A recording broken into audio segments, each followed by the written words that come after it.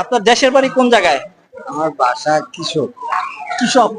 কোন জেলার ভিতরে পড়ছে কৃষকটা? কৃষক হলো বগুড়া, বগুড়া জেলা। আচ্ছা, বগুড়া জেলার ভিতরে পড়ছে না? তো আপনি এখান থেকে কোন পয়েন্টে যাবেন বা কি জন্য এখানে আসছেন?